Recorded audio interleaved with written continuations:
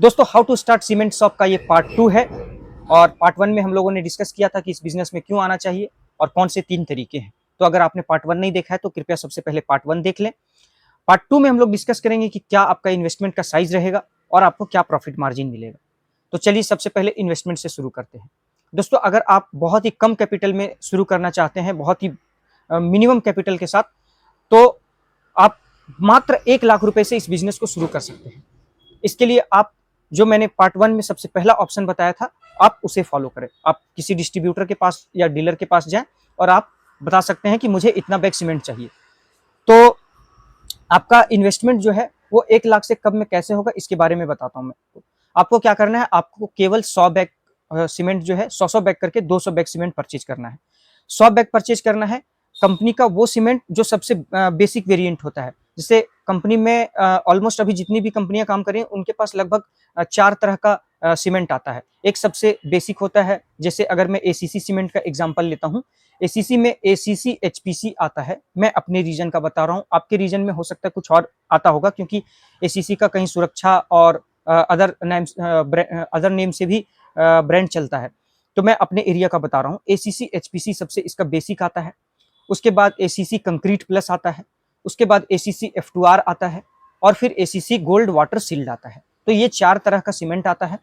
इसमें आपको क्या करना है, सबसे बेसिक जो है एसीसी एचपीसी, आपको ये खरीदना है 100 बैग। और उसके बाद आपको इसका जो मिड रेंज वाला है, आपको एसीसी F2R, बीच में एक और एसीसी कंक्रीट प्लस है, बट मेरे रीजन में वैसा सेल नहीं है, आपके रीजन में है तो आप खरीद सकते हैं। तो आपको बस 2 सीमेंट से शुरू करना है। एक प्लेन बैग जो आता है नॉर्मल बैग में, और एक जो पेपर टाइप का बैग आता है जो बॉक्स पैकिंग टाइप का रहता है, तो उस वाले में आपको जाना है। एसीसी एचपीसी और एसीसी F2R, ये आप 100 बैग खरीदोगे। आपका जो भी कैपिटल का इन्वेस्टमेंट होगा वो ऑलमोस्ट लगभग 1 लाख रुपए तक का होगा। तो आप बिल्कुल बेसिक 1 लाख से शुरू कर सकते हैं। लेकिन ये हुआ कि बिजनेस बस शुरू हो जाना। बिजनेस रन करने के लिए दोस्तों ये 1 लाख में काम नहीं होता है।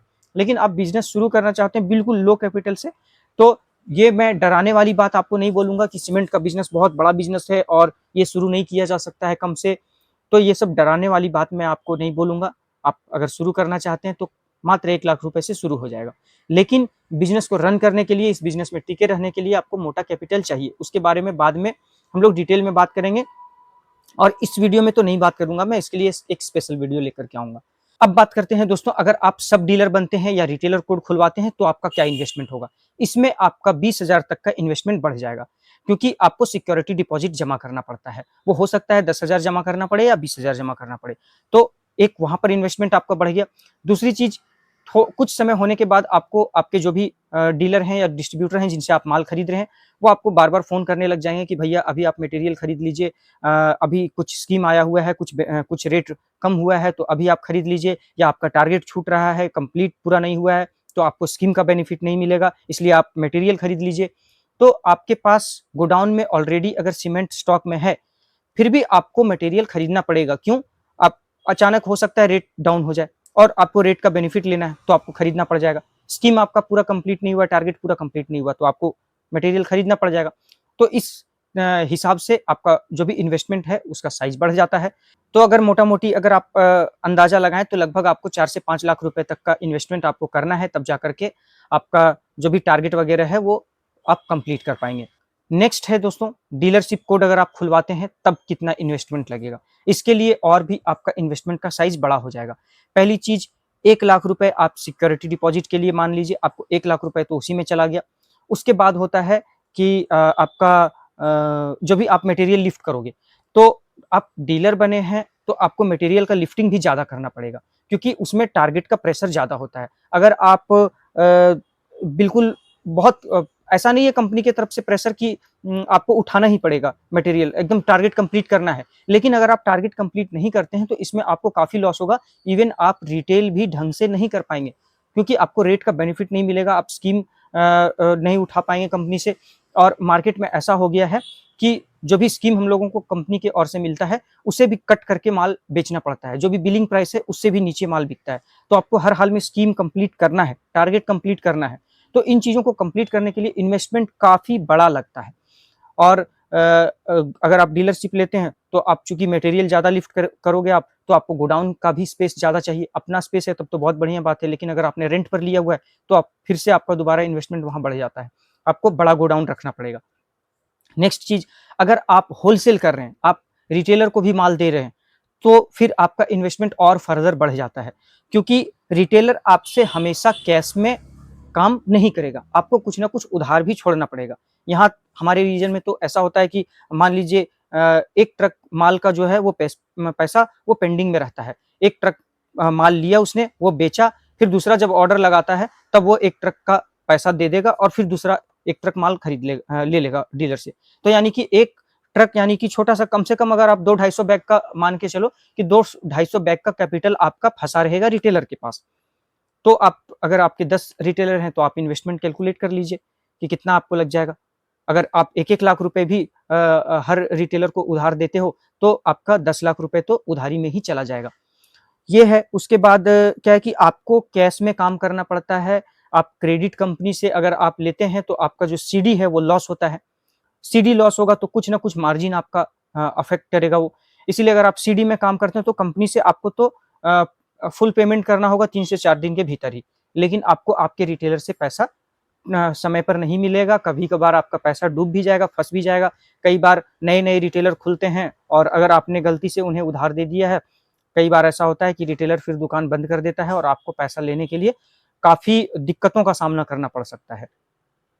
तो इन चीजों के वजह से डीलरशिप में जो भी इन्वेस्टमेंट होता है वो काफी बड़ा होता है। आपको मैंने एक बेसिक कैलकुलेशन बताया। चलो मान लेते हैं कि आप होलसेल नहीं करते हो, आप डीलरशिप लेते हो, बट बस अपने काउंटर से सेल करने के लिए लेते हो, आप होलसेल नहीं करते हो।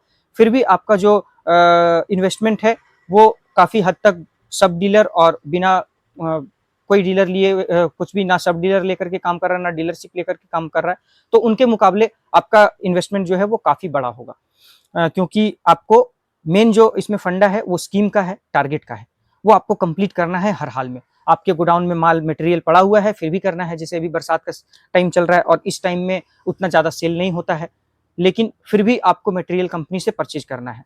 आपके पास कॉल इतना ज़्यादा आएगा कंपनी के सेल्स टीम का कि आप परेशान हो जाएंगे। हर एक एक दिन में, हर दो दो दिन में, भैया आज ऑर्डर लगा लो, आज ऑर्डर लगा लो, आज ऑर्डर लगा लो। आप बोलोगे कि मेरे पास मटेरियल है, नहीं भैया आपका तो टारगेट इस महीने का कंप्लीट नहीं होगा, तो आप ऑर्डर लगा लो। तो इन चीज़ों की वजह से डीलरशिप में इन्वेस्टमेंट काफ़ी ज़्यादा होता है। तो ये मैंने आपको पूरा कंप्लीट डिटेल्स बताया है। आप इन चीज़ों को सोच समझ करके ही आप डिसाइड करें कि आपको किस फॉर्मेट में काम करना है। अब बात करते हैं मार्जिन के बारे में कि कितना मार्जिन मिलेगा, जिसके लिए सभी लोग वेट करते हैं कि इसमें मुनाफा कितना होगा ये तो पता चले। तो दोस्तों मार्जिन पहले के मुकाबले जो हम लोगों ने देखा है, हम लोगों का बिजनेस ऑलमोस्ट लगभग 30 साल से क्रॉस हो चुका है, बहुत पुराना बिजनेस है। पहले के मुकाबले अभी मार्जिन बहुत कम होता चला गया है। पहले हम लोगों को अच्छा खासा मार्जिन मिलता था, लेकिन अभी का जो मार्जिन है वो काफी कम हो गया है। इवन एक बैग पर आपको 5 रुपए तक में काम करना पड़ सकता है। 5 रुपए, 3 रुपए, 4 रुपए, इस टाइप से आपको काम करना पड़ सकता है। मैं ये नहीं कर रहा, बोल रहा हूँ आपको कि हर हर कस्टमर के साथ आपको इतने कम मार्जिन में काम करना है, लेकिन ज्यादातर यही हो रहा है अभी। अगर आपसे कोई बंदा, कोई कस्टमर आपसे 100-200 बैग सीमेंट खरीदने के लिए आ रहा है और अगर वो आपसे उधार में माल नहीं ले रहा है, फुल पेमेंट करके ले रहा है, तो आपको वहां पर 5 रुपए या 10 रुपए में काम करना पड़ेगा। उससे ज्यादा अगर आप मार्जिन एक्सपेक्ट कर रहे हैं तो आप नहीं निकाल पाएंगे। ये मैं अपने रीजन का बता रहा हूँ, पता नहीं आपके रीजन में क्या चल रहा होगा, बट मोटा मोटी लगभग हर जगह यही चल रहा है कि मार्जिन बहुत कम हो गया है, क्योंकि कंपटीशन काफी टफ हो गया है। सभी लोग सीमेंट के बिजनेस में आ रहे हैं, गांव गांव में। इवन जहां ट्रक जाने का रास्ता है वहां सीमेंट का दुकान खुल चुका है। गांव गांव में, गांव के बीच में आप देखोगे सीमेंट का दुकान है। तो इसके वजह से मार्जिन कट हो गया है। 5 से 10 रुपए आप एक्सपेक्ट करें कि पर बैग पर आपको मिलेगा, अगर आप फुल पेमेंट कैश में लेकर के काम कर रहे हैं। तो अगर आप उधार दे रहे हैं तो हो सकता है आप कुछ ज़्यादा चार्ज कर लें। उसके लिए मैं कोई फिक्स नहीं बताऊंगा कि आपको इतना चार्ज करना है, वो तो आप अपने हिसाब से चार्ज करोगे ही। तो अगर आप उधार दे रहे हो तो हो सकता है आप ज़्यादा मार्जिन ले लो, लेकिन उसमें भी बहुत प्रॉब्लम है। आपको उधार का पैसा समय पर नहीं मिलेगा, हो सकता है कई बार आपको पैसा ही ना मिले और वो पैसा बेड डेट में चला जाए। तो ये इस हिसाब से अगर आप मार्जिन देखोगे तो मार्जिन बहुत कम है। लेकिन क्या है कि वॉल्यूम आपको चाहिए। अगर आप वॉल्यूम में सेल करते हो, आप अच्छा खासा सेल करते हो, तभी आप मार्जिन निकाल पाओगे। और ये मैं तो आपको केवल सीमेंट बिजनेस का बता रहा हूँ ना, मैं आपको इसमें दूसरे प्रोडक्ट को इंक्लूड नहीं कर रहा हूँ।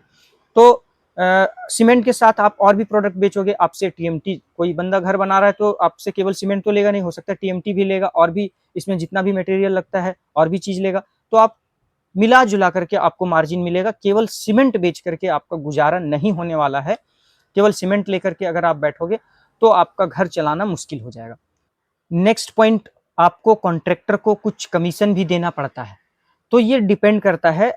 सीमेंट में अब आजकल ऐसा हो गया है कि चूंकि रेट ओपन है मार्केट में, दुकानें बहुत ज्यादा है, लोग हर जगह से रेट पता करके आते हैं, तो कॉन्ट्रैक्टर को हम लोग डायरेक्ट कमीशन तो ऑफर नहीं करते हैं, क्योंकि हमें खुद अगर 5 रुपए 10 रुपए का ही मार्जिन मिल रहा है तो कॉन्ट्रैक्टर को हम लोग क्या देंगे।